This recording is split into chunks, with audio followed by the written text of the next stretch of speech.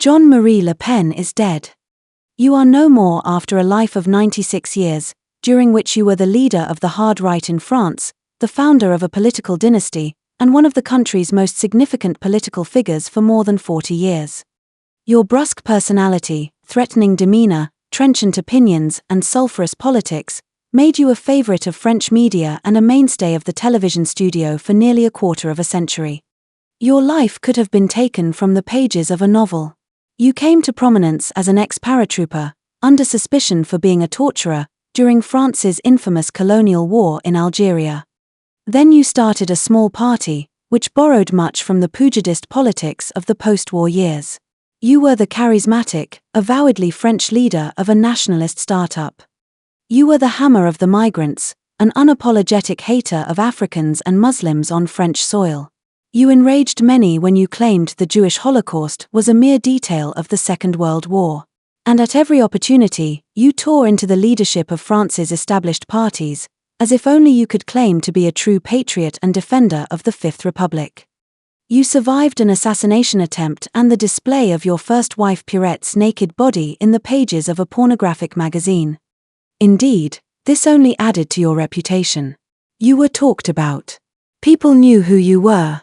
You had name recognition and brand identity.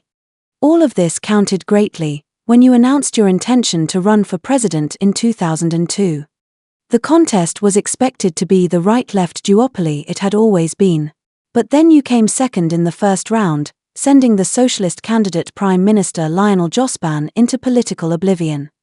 Jacques Chirac, hardly a unifying political figure in France, relied on a Republican front to assure his second-round victory. You lost the general election, but you and your party were the clear winners. However, the fact remained that you were such a polarizing figure that for some, you became a political deadweight, restricting the party's pursuit of power. The day-to-day control of the National Front passed into the hands of your daughter. She kicked you out of the party in 2015. This was presented as a regicide, as Marine needed to row back on some of your hardline positions, to court the Jewish and gay vote and to convince the media of the party's newfound moderation. You played your part in denouncing Marine's treachery and settled into retirement from active political life, occasionally sniping from the sidelines until your death. The party you built from nothing is now France's most dynamic political force. All of the country's right-of-center politicians battle each other to assume the mantle of being your true heir. France's politics is governed by the hard-right talking points that you made popular 3 decades ago.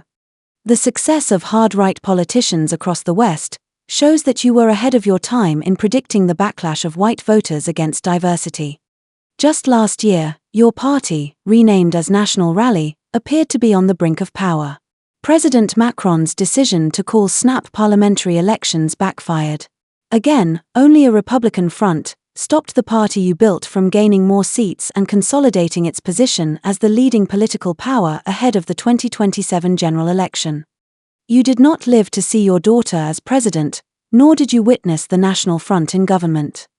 But by the time of your death, Jean-Marie Le Pen, at 96 years old, you had surely exceeded wildly all of your political ambitions.